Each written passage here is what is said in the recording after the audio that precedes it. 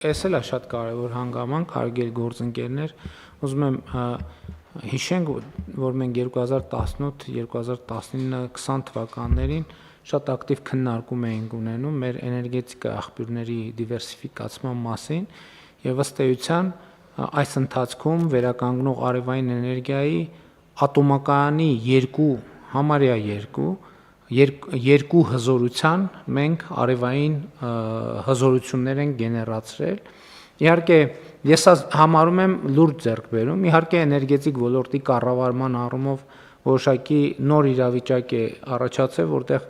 ադապտացվելու կառավարման խնդիրներ կան, բայց ինքնին այդ ցուցանիշը ես չափազանց կարևոր եմ համարում։ Պատկերացնեք, չնկատելով երկու ատոմակայան ենք ստացել,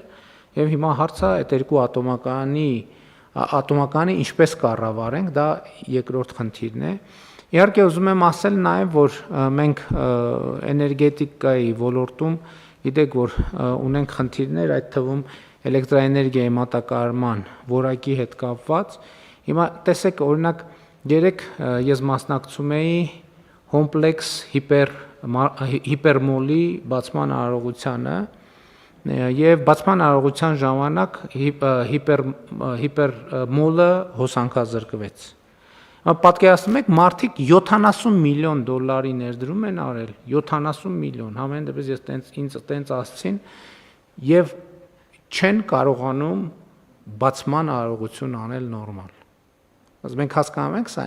անդադ խոսում ենք ներդրումային միջավայրի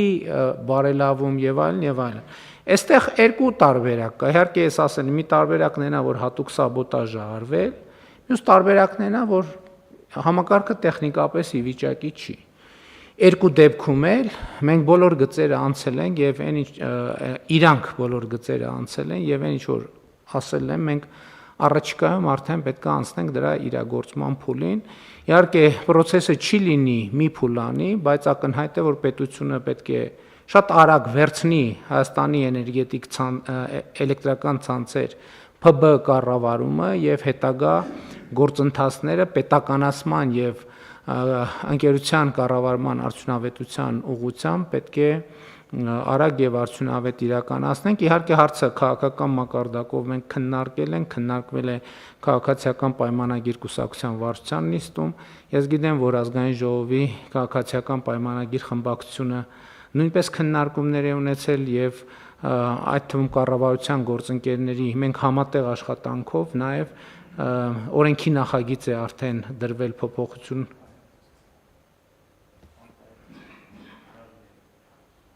բանի օրակարգում այսօրվա ընդգրկված է եւ արտահերթ նիստով համապատասխան օրենսդրական փոփոխությունները կիրականացվեն եւ շատ արագ ես կարծում եմ, որ այդ առաջին անհրաժեշտ գործողությունը տեղի կունենա, այսինքն դրա իմաստը կլինի այն, որ պետությունը, կառավարությունը կստանձնի Հայաստանի էներգետիկ ցանցերի կառավարումը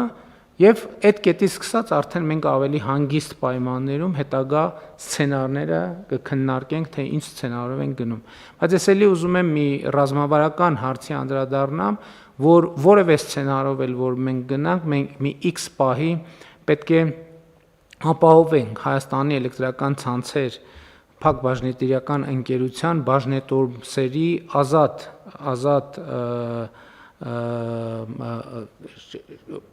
բաժանորդագրության հնարավորությունը, ընդ որում նաև մեր այս ընթացքի փորձը հաշվի առնելով պետք է այնպիսի երաշխիքներ ստանանք, որ Հայաստանի քաղաքացիները ոչ թե կամ առնվազն ոչ միայն ընկերությունները, ոչ միայն կորպորացիաները, այլև քաղաքացիները իրենց խնայողությունները հնարավորություն ունենան